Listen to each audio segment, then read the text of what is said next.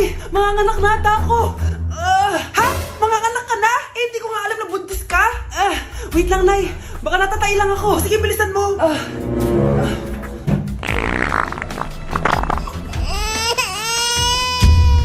Nay, nanganak na ako. Ha? Lumabas na? Parang tinain mo lang yan ah. Paano na to, Nay? Tawagin mo tatay niyan. Umanda sa akin yan. Sige po, Nay. Babe, punta ka daw dito. A few moments later. Hello po. Nay, nandito na siya. Nay, ano ba? Sabihin mo na. Anak ng mayor yan. Mayaman yan sila, anak. Tama, ako po yung anak ng mayor. Oh, eto anak mo. Magbigay ka ng pera para dito. Saktong-sakto. Nagdala ko ng 1,000,000 para sa kanya. Ay, 1,000,000 lang? Walang bahay at lupa? Sige. Bigay ko na din yung isang mansyon namin. Ay, mansyon lang? Walang sasakyan? Bibili ako ng sasakyan para sa inyo. Okay na ba yun, tita? Ay, oo, okay na yan. Talino ko talaga. Mindset lang yan. Pakainin mo na to! Sige po, Nay! A few moments later. Baby, tama na.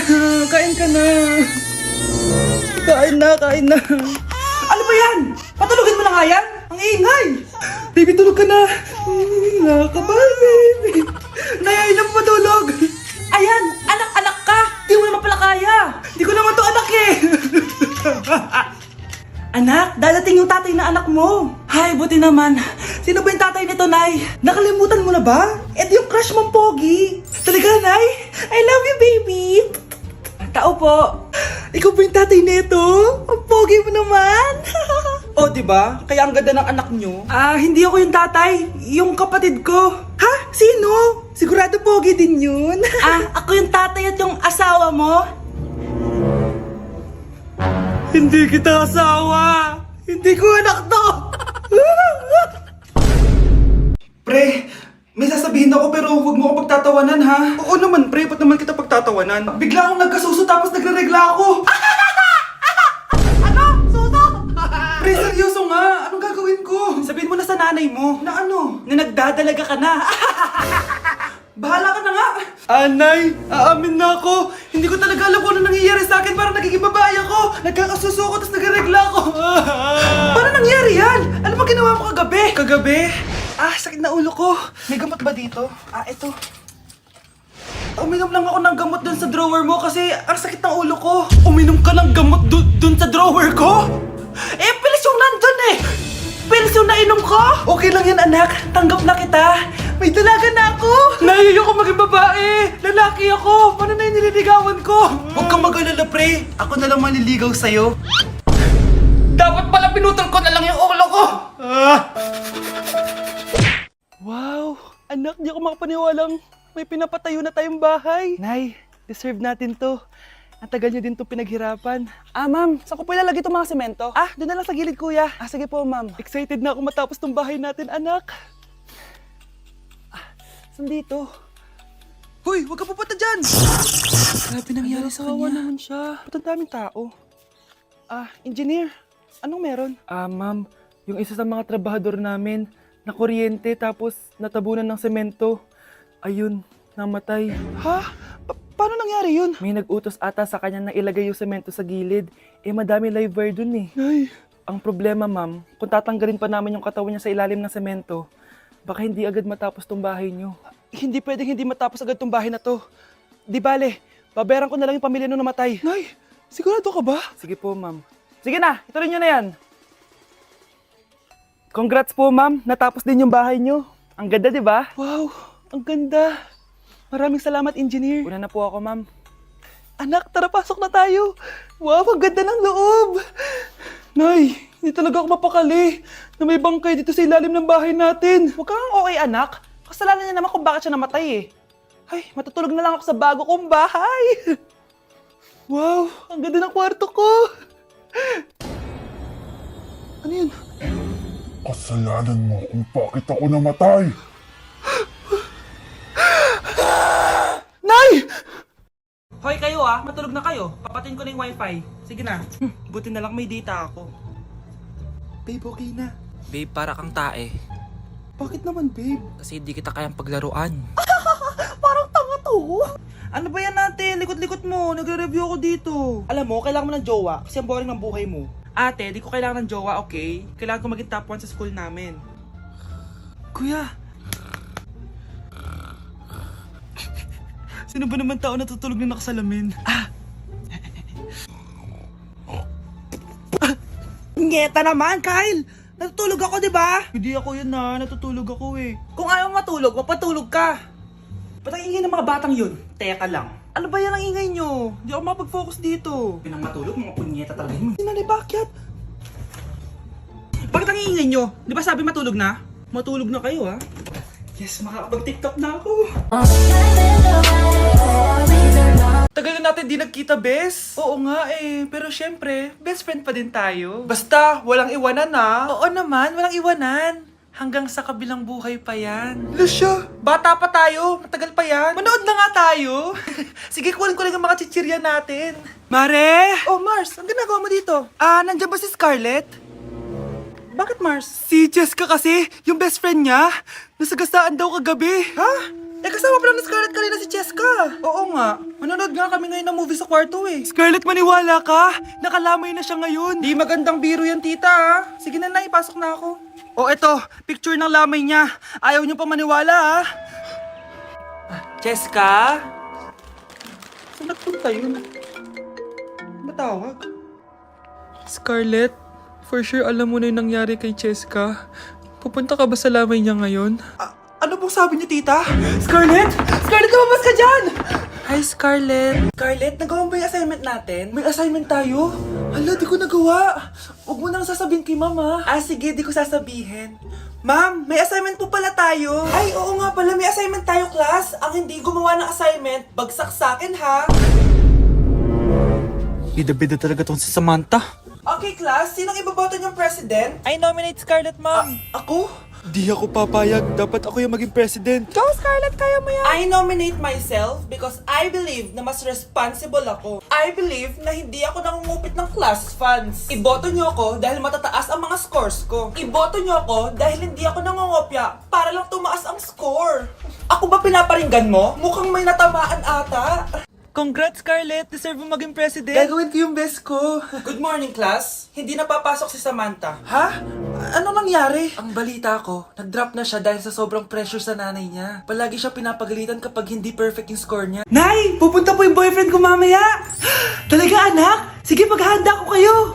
Sige po, Nay. Excited na ako makita boyfriend ng anak ko! A few moments later. Anak! Pupunta din pala yung boyfriend ko mamaya! Tamang-tama! Makikita na sa dalawa ng boyfriend ko! Nakaka-excite naman, anak! Wait lang, tawagin ko lang si Kenneth. Kenneth? Bakit ka pangalan ng boyfriend ko? Baka nagkataon lang. 1 hour later. Tao po. Nay, nandito na po yung boyfriend ko. Sige, papunta na ako. Anak, nasa na yung boyfriend mo? Kenneth? Boyfriend mo to, anak? Opo, Nay. Siya po yung sinasabi ko sa inyo. Ha? Boyfriend ko din to eh. Ha? Walang iya ka, manloloko! Lumayas ka dito! Layas! Layas! Teka lang! Bakit? May kakambal ako! Nay, si tatay may kausap na ibang babae. Ang sweet nila! Ha? Asan tatay mo? Nandun po siya, Nay. Oo, sige, kita tayo mamaya. Hoy, sino kausap mo? Kaibigan ko lang sa trabaho. Ganda na bracelet mo eto. Binigyan lang ng kaibigan ko. Okay. Hello? Nandyan ka pa? Di pa rin kita mas mag-usap? Sandali na lang to, darling. Umamin ka sa akin. May kabit ka, no? Ako may kabit? Nagpapatawa ka ba? Siguraduhin mo lang. A few moments later. Uy, Mare! Uy, anong balita? Tignan mo yung bracelet na binigay sa akin ng boyfriend ko. Wow, ganda! Ganda, di ba? Sabi niya mahal daw to. Hello po, ma'am? Hinahanap po kasi namin yung nagnakaw ng bracelet. Ganito po yung itsura niya. Mare, sabihin mo lang ka nakita. Sige. Sir? Sila po yung nagnakaw. Mare! Akala mo di ko alam na ikaw ang kabit ng asawa ko? Anong nangyayari dito, darling? Oh, eto na pala siya. Couple bracelet pa kayo, magpapaliwan. Ay, kasama ko po yung crush ko. Hello po, tita. Saktong-sakto, nagluto ako ng masarap na pagkain. Talaga po, Nay. Halika kayo dito, kumain muna kayo. Sige po, tita. Oh, ito. Masarap yan. Ako nagluto niyan. Mapapadami na lang po kain ko nito, Nay. Ang sarap nga po, tita. Di ba, Vic? Tita, nabubulunan po anak nyo. Anak! Anak! Anak! Anak! Anak! Anak! Anak, anong gagawin natin, tita? Tumawag ka ng doktor! Sige po, tita! Nandito na ako! Dok, bilisan niyo, Dok! Na paano siya? Nabulunan po! May jowa pa siya? Importante pa ba yun? Ligtas mo anak ko! Eto na! Patay na siya! Anak! Patay na siya! Sayang, ka-crushback ko pa naman siya! Crushback mo ako? Pag ganyan mo lang sinabi, so tayo na? Ano mo itong nakita ko? Bata, puro cellphone, namatay! Fake news lang yan, Nay! Basta, huwag ka man lang magsa-cellphone! Akin na yan! Sige po, Nay! A few moments later. Anak, grabe talaga! Bata, patay! Dahil sa food poisoning! Anak, huwag ka muna kumain! Akin na yan! Sige po, Nay. Gutom na ako. Soft drinks na lang ako. Yung dati nating kapitbahay, anak! Namatay dahil sa soft drinks! Huwag kang iinom yan! Sige po, Nay. Magtutubig na lang ako. Anak! Anak! Tignan mo to! Bata! Uminom na nakakalasang tubig! Namatay! Huwag kang inom yan! Sige po, Nay. Matutulog na lang ako. Anak! Bakit po, Nay? Anak, ang dami na babangungot ngayon! Huwag kang matutulog, ha? A few moments later. Nay, nangihina na po ako. Ma'am, excuse po. Sumasakit po yung puson ko. Ang arte mo naman! Konting sakit lang, excuse agad! Kapag di maganda, wag na mag-inarte! Kala mo naman ang ganda ni Ma'am. Hello po, Ma'am. Sorry po, absent ako kahapon. Nagkalagnat po kasi ako eh. Ganun ba? Sige, excuse na lang kita. Sige po, Ma'am. Thank you po. Ma'am, excuse po. Nilagnat po kasi ako kahapon kaya di po ako nakapasok. Naku, tigilan mo ako ha! Walang isang araw na lagnat! Ang sabihin mo, tamad kang pumasok? Ikaw nga, palagi ka nga di pumapasok eh. Anong sabi mo? Totoo naman ma'am, may favoritism ka. Susumbong kita sa principal. Maniniwala ba ang principal sa'yo? Wala ka namang ebidensya. Anak, mag-exam tayo mamaya ha. Dapat mas mataas grades mo kay Scarlett. Oo naman, Nay. Mas magaling naman ako sa kanya. Anak ni ma'am si Samantha. Eto yung mga sagot mamaya sa exam. I-perfect mo yan. Sige na, Nay. Baka may makakita pa sa atin. Humanda kayong dalawa sa principal. Tapos na yung maliligayang araw niyo. Kailan mo ako papakilala sa girlfriend mo? Nay, huwag po kayo magagalit. Girlfriend ko po kasi yung anak ng kapitbahay natin. Yung mayaman na kapitbahay natin. Opo, Nay. I like your taste, ha? Nasaan na siya? Nandito po siya, Nay. Papakilala na kita. Babe, halika. Hello. Ikaw pala yung girlfriend ng anak ko. Anong pangalan mo? Ako si Kendall, ang pinakamayaman at pinakamaganda dito sa barangay nyo. I like your confidence. By the way, kumain ka na ba, Iha? Hindi pa. May masarap ba kayong pagkain dito? Oo naman, masarap ako magluto. Tara, kain na tayo. Ito, kain na tayo. Sarap. Yuck! Disgusting! Ang pangit ng lasa! Lasang... Grabe ka naman! Nagsisisi akong pumunta pa ako dito. Babe, magpapaliwanag ako please! Ang papangit nyo. Ay, huwag po kayo magagalit. Girlfriend ko po kasi yung anak ng kapitbahay natin. Yung mayaman na kapitbahay natin. Opo, Nay. I like your taste, ha? Nasaan na siya? Nandito po siya, Nay. Papakilala na kita. Babe, halika. Hello. Ikaw pala yung girlfriend ng anak ko. Anong pangalan mo? Ako si Kendall, ang pinakamayaman at pinakamaganda dito sa barangay nyo. I like your confidence. By the way, kumain ka na ba, Iha? Hindi pa. May masarap ba kayong pagkain dito? Oo naman, masarap ako magluto. Tara, kain na tayo. Ito, kain na tayo. Sarap. Yuck! Disgusting! Ang pangit ng lasa! Lasang... Grabe ka naman! Nagsisisi akong pumunta pa ako dito. Babe, magpapaliwanag ako please! Ang papangit nyo. Bastos ka!